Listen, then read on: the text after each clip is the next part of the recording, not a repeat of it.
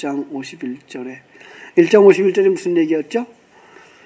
하늘이 열리고 하나님의 사자가 인자 위에 오르락 내리락 하는 것을 보리라. 결국은 예수 그리스도가 천국의 사다리가 되어지고, 그죠? 예수 그리스도를 통해서 구원에 이르는 이런 얘기를 하고 있는 것이었죠. 그 표적의 이야기로 첫 번째 표적, 물이 변하여 포도주 되는 표적을 보여주었어요. 그죠? 예수 그리스도의 피 흘림으로만 되어진다. 그랬더니 이제 유대인들이 얼마나 오해를 하겠어요. 그죠? 우리는 선민인데, 우리는 제사를 드리고 사는데, 우리는 성전이 있는데, 그죠? 그래서 이제 그 뒷부분이 13절부터 이제 22절까지가 바로 그들에게 있어서 성전을 자랑하는 이야기가 나오고, 성전을 이제 헐어라라고 요구하시는 얘기가 나오는 거죠. 그게 이제 그들의 요구였어요. 그들은 굉장히 자부심 가진 사람들이죠. 그들은 선민이라고 생각했고, 이미 애굽에서 나온 자손들이기 때문에 우리는 구원받은 자들이라라는 생각이 철저했어요. 오늘 우리들과 똑같죠. 우리는 예배당에 나와 있으니까, 교회 왔으니까, 예배 참석했으니까 우리는 구원받을 거야 라는 생각이죠. 이거 굉장히 위험한 생각이라고 그랬어요. 그래서 제가 늘 예배 때마다 이제 예배가 예배인가, 여러분들이 우리가 드리는 예배가 정말 예배인가, 아니면 미신 섬기는 것 같은 생활은 아닌가, 그걸 지적하면서 사도신경을 내용을 알고 암송합니까? 라고 묻고, 그거 알지도 못하고 암송한다면 그건 무엇과 같은 거다? 주문을 외는 것과 다를 바가 없다. 주기도문도 마찬가지. 그럼 시작부터 끝까지 주문으로 시작해서 주문으로 끝나는 예배, 그건 아니다. 그럼 설교 듣느냐? 그래서 이제 학교 갔다 오는 애들은 뭘 해야 된다고요? 복습하고 그 배운 것 가지고 시험 보면 점수가 나와야 되는데, 성도들은 예배당 갔다 와서 설교 듣고 와서 복습을 안 해. 그죠? 복습을 안 해. 복습한 것 가지고, 그럼 예배 드린 것 가지고 시험을 보면 점수가 많이 나와. 금년 말 송구영 신예배 때 한번 시험을 볼까요, 그럼? 얼마나 복습을 많이 하셔서. 그죠? 애들이 점수가 안 나오고, 갔다 와서 숙제도 안 오고, 시험 봐도 점수가 안 나오고, 복습도 안 하고, 그리고 숙제도 안 하고 그러는 애들이라면 학교 가는 애예요, 안 해요? 학교 안 간 거예요. 마찬가지로 우리는 이 설교를 안 들은 사람들과 같은 거예요. 아주 그래서 미신화되어져 있는, 그러면서 바르게 살아야지, 착하게 살아야지, 이것 하고 있으니까 저것 하고 있으니까 라는 어떤 행위들을 갖다가 이제 그 앞에 내놓고, 그래서 난 신자야 이렇게 이제 변명을 하고 싶은 거죠. 그때 하나님께서 아니다. 그래서 오해의 부분을 넘어서 3장부터 4장까지 대답이 나와요. 3장 1절부터 4장 42절까지가 이런 사람들이라도 예수님의 십자가로 구원되는 거야 라는 강해가 나오는데, 3장 1절에서부터 마지막 절까지 36절까지가 누구의 얘기예요? 니고데모의 얘기예요. 니고데모와 연결되어져 있는 거죠. 3장 1절부터. 그 다음에 4장 1절부터 누구와 얘기가 나와요? 이런 여자도 가능합니까? 네, 이런 여자도 예수 그리스도의 보혈로 거듭날 수 있다라는 얘기를 이제 해줘서 3장과 4장을 통해서 전체적으로 이건 바로 예수 그리스도의 십자가 보혈로만 되는 거야 라고 하는 것을 가르쳐 주는 거죠. 물론 우리가 오해하면 성경은 그 시대에 일어났던 순서대로만 기록된 것처럼 보일 수 있어요. 왜? 그냥 사실적 기록이라고만 생각해서. 그런데 작자마다 그 기록한 자마다 자기의 어떤 사상과 목적을 가지고 기록했어요. 그래서 마태복음 같은 경우는 유대인들에게 편지를 쓰고 있기 때문에 유대인들이 중요시하는 족보를 가지고 나와서 얘기를 시작하는 거죠. 그 다음에 그 약속, 언약, 다윗의 자손에 대한 언약을 가지고 나와서 너희들이 이렇게 중요시했는데 그 다윗의 자손은 바로 예수 그리스도야 라고 하는 얘기를 해서 이 예수 그리스도 안에 있는 자만 구원에 이르는 거야 라고가 이제 마태복음이었던 것처럼 요한복음도 마찬가지예요. 이미 마태복음, 마가복음, 누가복음이 있는 걸 아는 요한은 늦게 요한복음을 기록했는데 그들을 통해서 설명하고 있지 못하는 어떤 부분에 대한 것을 강조해 주기 위해서 그것이 바로 20장 30절 31절에서 말한 것처럼 예수가 메시아야, 예수가 그리스도야, 그리고 그를 통해서만 구원에 이르는 거야 라는 얘기를 자기가 이런 스토리의 그 윤곽을 가지고 기록했어요. 그래서 제가 늘 얘기하는 것처럼 요한복음은 앞에 7일 동안의 사건, 그래서 천지창조의 7일과 같이 앞에 1장 1절부터 2장 11절까지가 7일 동안에 이루어진 일을 쓰고 시작하고 그 다음에 2장부터 이제 12장까지 넘어가면서 7가지 기적을 통해서 뭘 보여준다고요? 예수를 통한 구원, 예수를 통한 구원, 예수 그리스도를 통한 구원을만 얘기하고 있는 거죠. 그 다음에 이제 13장부터 마지막 20장까지가 마지막 7일 동안의 활동이에요. 예수님 십자가에 못 박혀 죽으시고 부활하시는 그 죽음에까지 이르는 마지막 7일 동안의 기적을 이렇게 그 사건을 하나하나 기록해 나가면서 앞에 7, 표적 7, 그 다음에 마지막 7일 이런 사건을 통해서 이제 요한복음을 기록하고 마지막에 이게 너희들의 일이야 라고 이제 얘기를 하는 거죠. 자, 그렇게 해서 성령의 감동으로 기록했다 그러지만 그 작가의 그 재능과 그리고 그 문학 기법을 다 그대로 사용해서 써요. 하나님 성령으로 감동했지만 누가 썼어요? 사람이 썼어요. 그래서 그 사람의 가지고 있는 의도를 그대로 사용하시면서도 틀림없이 하나님의 뜻을 써낼 수 있도록 한 영감, 이걸 갖다가 유기적 축자 영감설 그래요. 유기적 영감설이라는 말은 그 작가의 재능과 머리 그리고 경험했던 것들을 가지고 사용했다는 게 유기적 영감설이고 축자 영감설은 성경 창세기부터 요한계시록까지 해서 같은 문자는 같은 의미를 가지고 계속 쓰도록 하신 하나님의 작법, 그죠? 그래서 축자적 그 영감설, 유기적 축자 영감설 이거를 가지고 있어요. 사람들은 이렇게 알고 있어요. 그런데 성경 해석할 땐 다 잊어버려요. 중국에서도 이제 우리 학생들을 가르칠 때 그들에게 늘 했던 얘기가 그거예요. 그 사람들이 신학을 싫대요. 왜? 신학은 복잡하고 성경 해석과 연결이 안 된다는 거예요. 아니요, 그건 잘못된 거예요. 신학을 배웠으면 그 신학을 가지고 들어가서 성경 해석을 해야 되는데 성경 해석하는 양반들은 그 설명을 다 들어보면 전혀 배운 신학과 관계없이 문자적인 해석을 하고 있으니까 신학 배우면 무슨 소용이 있냐는 거죠. 맞죠? 오늘 우리가 그래요. 7년씩 10년씩 신학을 공부하시는데 그 신학 공부한 것 가지고 들어가 성경을 해석하는 게 아니라 성경은 그냥 국민학교 학생들 그리고 세상 사람들이 그 써먹는 단어 그냥 그대로 갖다가 성경을 해석해요. 이건 엄청난 손실이죠. 왜 신학을 공부해요? 그렇게 해석하려면 일반 대학을 4년만 하고 일반 문학을 제대로 아는 사람이 성경 한번 읽고 해석하면 되는데 뭐로 신학을 해요?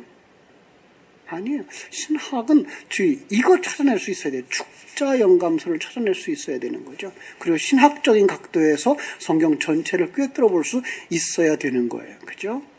자, 이걸 갖다가 유기적 축자 영감설이라 한다. 그리고 우리도 그렇게 봐야 된다. 그래서 제가 늘 하는 얘기가 이제 우리 집사람 늘 당황합니다만은 이제 창세기부터 요한계시록까지 살펴보면서 뭘 얘기해요? 어두움, 그건 똑같은 어둠의 얘기들이다. 빛, 그건 똑같이 빛에 관한 얘기들이다. 그냥 태양빛 아니고 등불 아니고 그건 영적 세계의 존재가 이 시간과 공간 속에 있는 세계에 들어왔을 때 그 존재를 빛이라고 하는 거다. 예.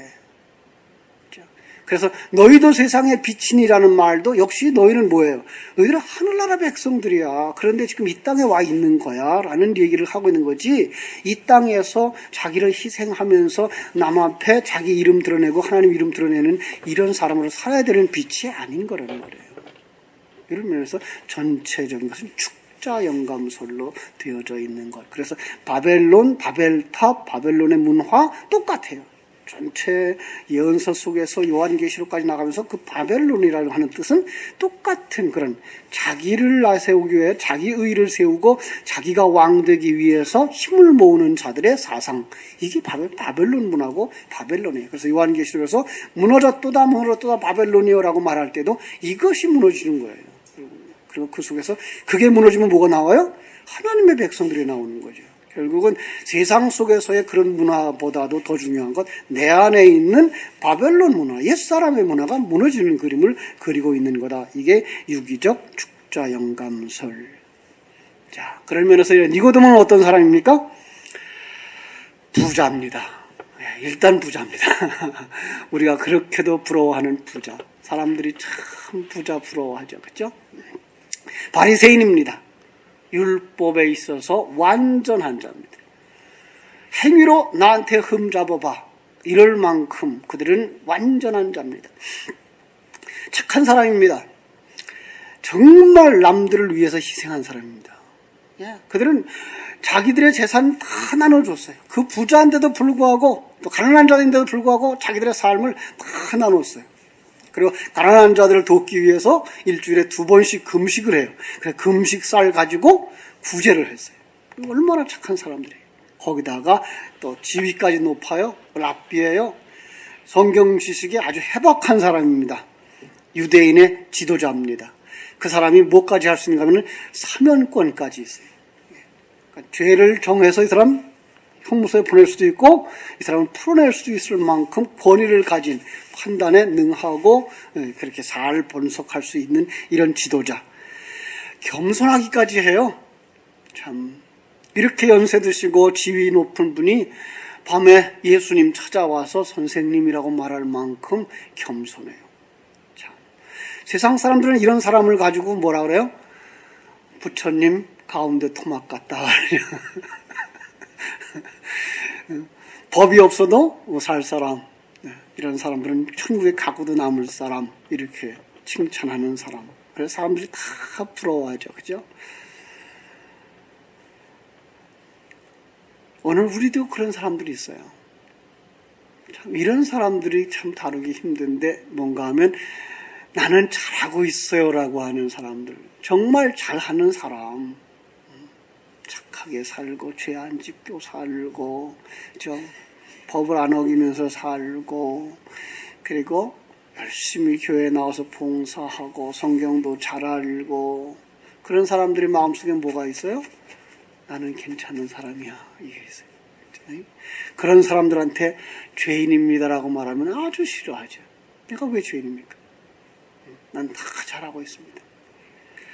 난 죄를 짓지 않았고 난 남을 돕는 일에 소홀히 하지 않았습니다. 착하고 바르게 살았습니다. 경제적 여유도 있어요. 착하고 겸손하기까지 해요. 성도들은 가끔 세상 속에서 그런 사람들을 보면 저 사람이 예수 믿어야 되는데 그러죠. 예수 믿는 사람들은 우리는 어떻게 해요? 그 사람 조건이 있다고 생각해요. 어떤 사람은 예수 믿어야 된다고 생각하는 이런 조건들이죠. 아니에요. 하나님 앞에서는 똑같아요. 그도 죄인이고 저도 죄인이고. 참으로 죄를 짓고 형무소에 가 있는 사람들만 전도의 대상자들도 아니고 그래서 기생들만 전도의 대상도 아니고 그들이나 우리나 똑같은 죄인들 이렇게 보셔야 돼요. 요즘 들어서 WCC가 동성연애자들을 인정을 한다 안 한다 그거 따질 이유가 없어요. 그들도 죄인 가운데 하나예요. 뭐 다르게 봐요. 그게 죄의 속성들이죠. 자기 쾌락을 위해서.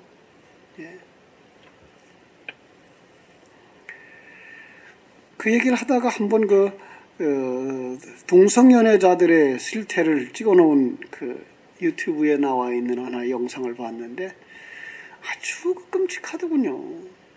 몸을 다 망친답니다. 그런데도 불구하고 그들은 그걸 버리지 못하고 마지막에는 그렇게 해서 그냥 에이즈 환자로 전락하고 인생 포기하고 산다는 거예요. 참 불행한 건데 불구하고 그 잠시의 쾌락을 추구하기 위해서 그 쓸데없는 짓들을 추구하고 있는 거예요. 아니요. 그들도 죄인입니다. 그들도 죄인입니다. 여러분, 요 앞에 서 있는 목사는 죄인이 아닙니까? 죄인입니다. 똑같은 죄인입니다. 다른 사람이라고 보지 마세요. 여러분들도 똑같고 나도 똑같고 그들도 똑같은 죄인. 그들 모두 다 예수 앞에 나올 수 있어야죠. 그것까지 막을 수는 없지만. 자, 예수 믿는데 무슨 자격이 있겠습니까? 그런데 니고데모가 예수님을 찾아왔습니다. 언제 찾아왔습니까? 밤에. 요 단어 잘 기억하세요. 밤에. 그 다음에 나중에 가서 이제 이전에 밤에 예수를 찾아왔던 사람 이렇게 나와요. 그러니까 이전에 밤에 있었으면 지금은 밤이라는 거예요? 아니라는 거예요? 아니라는 거예요. 요거예요. 과거에는 어둠에 속한 자였고 지금은 어둠에 속하지 아니한 자다라는 의미를 이렇게 표현하고 있는 거죠. 그래서 밤에 찾아와요. 많은 사람들은 뭐 눈이 무섭고 사람들 당시에 그 유대인들 사회 속에서는 예수가 이단으로 취급되어 있는데 그를 만나면 똑같이 이단 취급을 당할까봐 밤에 찾아왔을 거다라는 얘기를 해요. 사실 그런 의미도 있어요. 그러나 더 중요한 건 전체 성경 속에서 밤, 어둠에 속한 자를 상징하고 있는 거예요. 그죠? 자, 그가 밤에 찾아왔어요. 어디선가 진리의 말씀을 들었기 때문이죠. 그래서 그걸 외적인 부르심을 받은 자라. 이미 세례 요한의 회개하라 천국이 가까웠다라는 소식을 들은 자고요. 그것을 예수님에 관한 소문을 들었다고 하는 것이고, 본문은 뭐라 그래요? 표적을 행하는 것을 알았다 그러죠. 2절에 그가 밤에 예수께 와서 이르되 라삐여 우리가 당신은 하나님께로부터 오신 선생인 줄 아는데 하나님이 함께 하지 아니하시면 당신 행하는 이 표적을 아무도 할 수 없음이니이다. 표적이었다라고 얘기하고 있죠. 그죠? 자, 그러면은 예수님은 그 말을 듣고 뭐라고 말해요? 진실로 진실로 내게 이르노니 사람이 거듭나지 아니하면 하나님 나라를 볼 수 없느니라. 표적의 의미를 아냐? 이런 거죠. 근데 표적의 의미를 아냐? 표적의 의미는 거듭난 자만 알 수 있어. 물로 포도주 만드는 것, 보리떡 5개, 물고기 2마리로 5,000명, 2만 명 먹이는 사건, 이거 누구만 알 수 있어요? 눈 뜬 자만 그 의미를 알 수 있어요. 그러니까 눈 뜨지 못하니까 그걸 갖다가 뭐만 생각해요? 조그만 걸 하나님께 드려도 하나님은 펑튀기 해서 쓰신다. 이쪽으로만 보죠.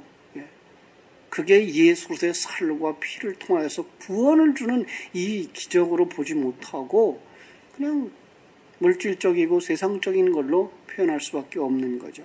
주님은 말씀하십니다. 거듭난 자만 알 수 있자. 니고데모가 묻죠. 거듭난다는 게 뭡니까? 사람들은 그래요. 그는 그렇게 몰랐다고. 아니요. 그는 너무나 잘 아는 사람입니다. 유대교에도 거듭남의 비밀이 있었고요. 그 당시에 있었던 밀교에도 이 거듭남의 비밀이 있었어요. 그들은 자기 교회에 입교하기 위해서 유대교나 밀교 역시 교육을 받았어요. 3개월, 6개월 동안 교육을 받아요. 그 교육을 받는 동안 그들의 교리를 공부해요. 교리를 공부하고 나서 입교식을 할 때에는 이제 연극을 하죠. 연극 속에서 백성들이 굉장히 사단에게 악한 영에게 고통당하고 있는 모습을 그려내면서 그때 이제 구세주로 등장하는데 그게 이제 교주죠. 구세주가 등장해서 그들을 이제 악한 자들을 물리치고 그들에게 평화를 주는 그런 그림을 통해서 이 교주가 바로 우리들의 신이구나. 라고 이끌어가는. 그러고 나면 그들이 그 예식을 다 그 연극이나 그 입교 의식을 끝나고 나면 그들에게 우유를 주었어요. 왜요? 너희들은 오늘 거듭난 자야. 그래서 젖을 먹는 거야. 영적인 아기로.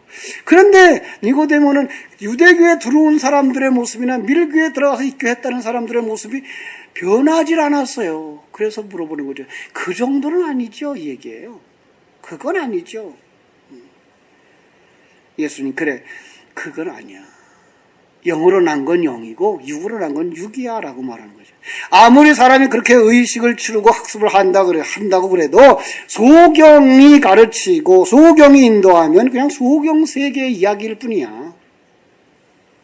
모세가 광야에서 뱀을 든 것 같이 인자도 드릴 거야. 이는 믿는 자에게 영생을 얻게 하려고. 다른 말로 말하면 예수 그리스도와 성도가 연합되어져야 되고 예수 그리스도의 십자가의 죽으심과 부활 그리고 그리스도의 영으로 오심으로만 가능한 거야 라는 얘기를 하는 것. 그 진리가 오늘 우리가 읽은 16절에서부터 21절까지의 말씀이에요. 그 진리를 하나하나 가르쳐주자 니고데모는 이 진리를 되새김질하면서 요한복음 속에서 그가 변화된 모습을 기록하고 있습니다. 참 요한도 멋진 사람이에요. 그죠? 글을 잘 썼어요. 7장으로 가면 초막절에서 예수님께서 절기를 지키려고 예루살렘으로 올라가서 성전 뜰에서 이제 진리를 가르쳐요. 그때 놀라는 사람도 생기고요. 예수를 잡아 죽이자고 하는 사람도 생겨요. 이렇게 의견이 분분할 때 대제사장들과 바리새인들도 모였어요. 그때에 46절 7장 46절 그 사람이 말하는 말 것처럼 말하는 사람 이때까지 없었다. 굉장한 진리를 이제 예수가 말하고 있는 걸 그들도 알아요. 그런데 그들이 뭐라고 말합니까? 야, 너희들도 거기에 미혹됐냐? 너희들 거기 빠졌냐? 이러고 있는 거죠. 그때의 50절 그 중에 한 사람 곧 전에 예수께 왔던 니고데모가 저에게 이르되 우리 율법은 사람의 말을 듣고 그 행한 것을 알기 전에 판단하냐? 저희가 대답하되 너도 갈릴리에서 왔냐? 그러죠. 그는 이미 눈이 떠진 자죠. 진리를 찾아가는 자예요. 예수님을 가까이서 따르지를 못하는 상태이지만 그는 변했어요. 그리고 19장에 가면 19장 38절로 40절에 가보면 아리마대 사람 요셉과 함께 밤에 왔던 니고데모가 모략과 침향 섞은 것 100근을 가져다가 예수님 시체에 싸고 장례를 드립니다.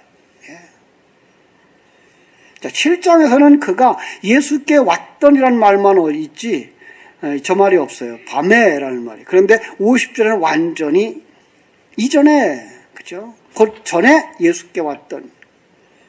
그래서 밤에 그가 속하지 않은 자라는 것을 우리가 분명하게 알려주고 있는 거죠. 그죠?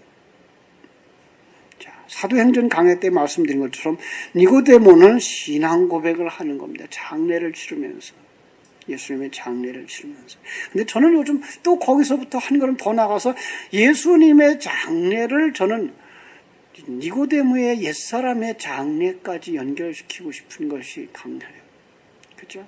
그는 바로 예수님과 같이, 예수와 같이, 그리스도가 아닌 예수와 같이 자기를 장례하고 있는 거예요. 옛사람을 장례하고 있는 모습인 거죠. 그죠?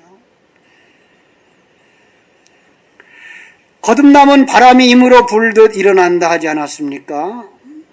그는 아마 그 앞에서 그랬을 거예요. 주님, 그날 주님이 전해준 진리를 묵상하는 순간부터 난 변했습니다. 전에는 밤에 속한 자였습니다. 이제는 그 상태에서 벗어난 자, 거듭난 자가 되었습니다. 요한복음 3장 16절로 26절에서 가르쳐주신 진리가 나를 세상의 관점에서 벗어나게 만들어 주었고 나를 하늘나라 관점을 가지게 해주었습니다.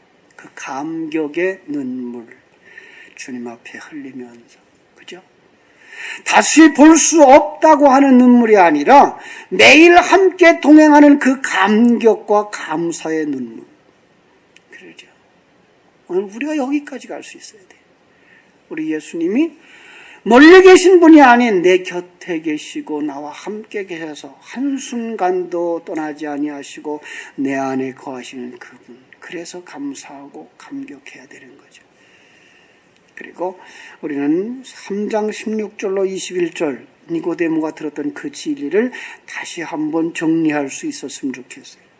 그 중생이라는 문을 제시하는데 중생 그 속에 뭐가 나오는가 하면 16절 3장 16절 요한복음 3장 16절 하나님이 나와요. 그죠? 하나님 그 사랑. 그죠?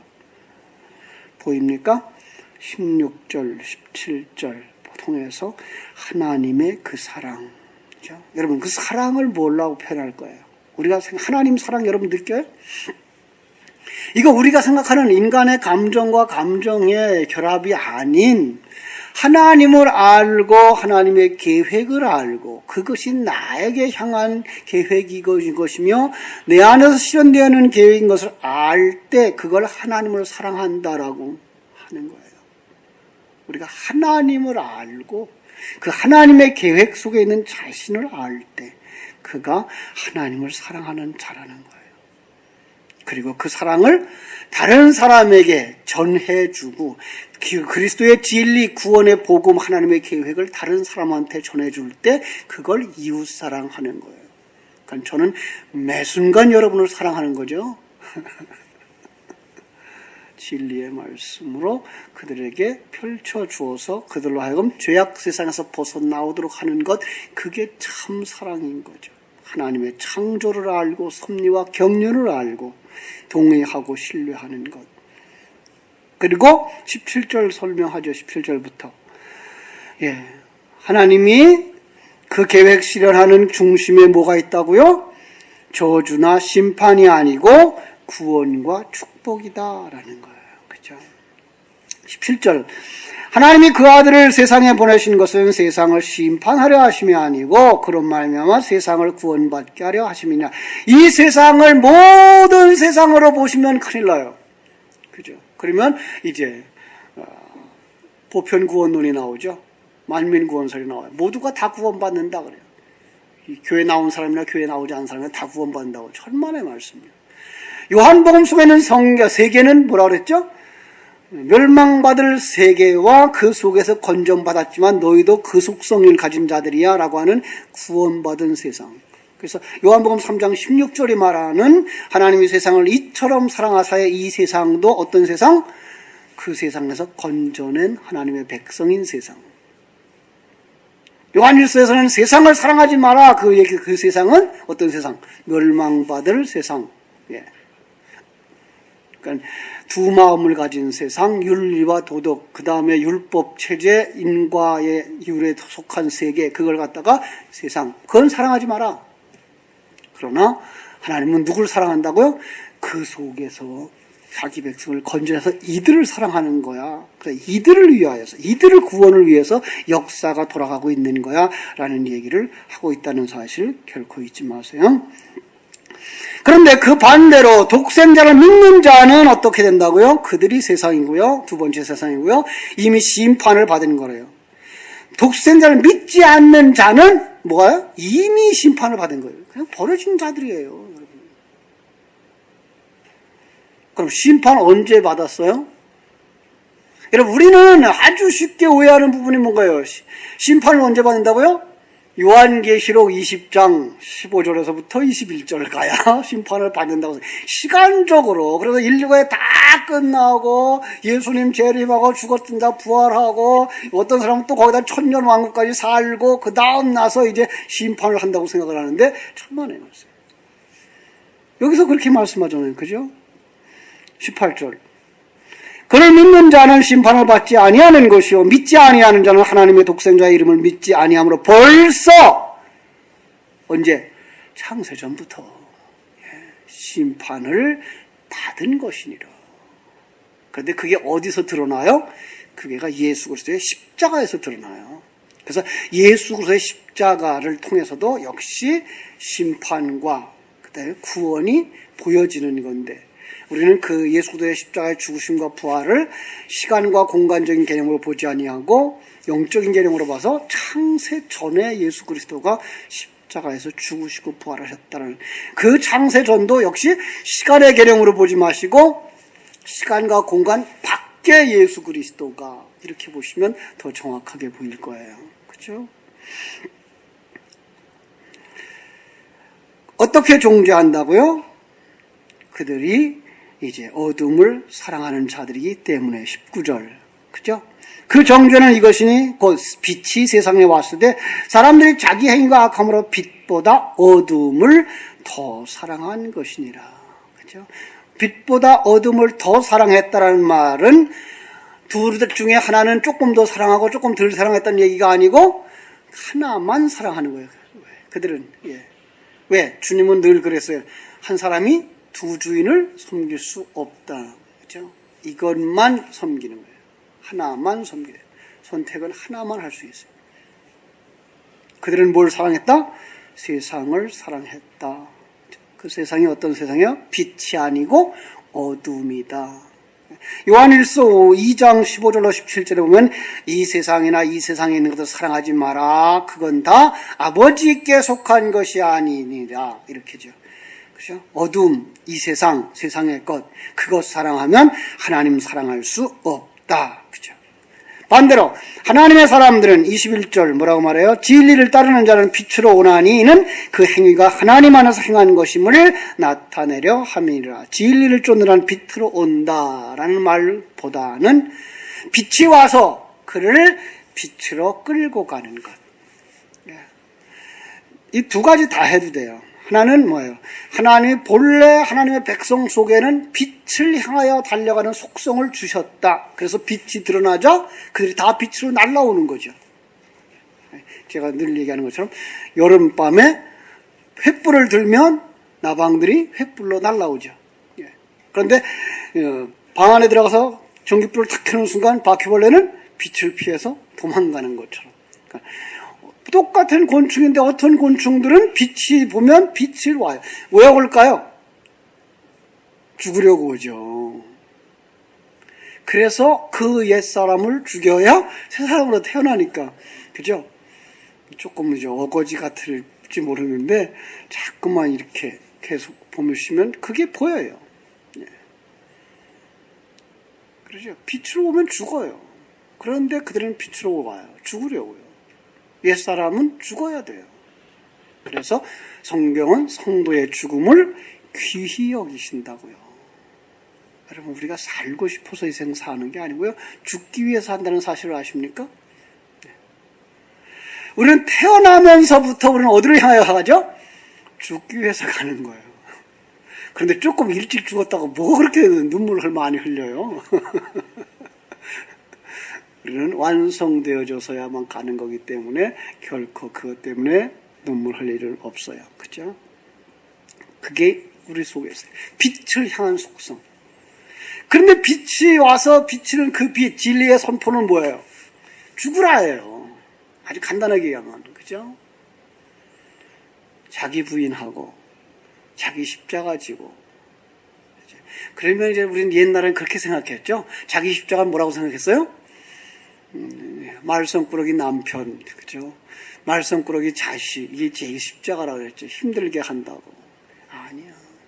자기 속에 있는 옛사람이에요. 자기 속에. 왜 다른 사람을 손가락질해요? 왜 다른 사람한테 그 짐을 떠넘겨요?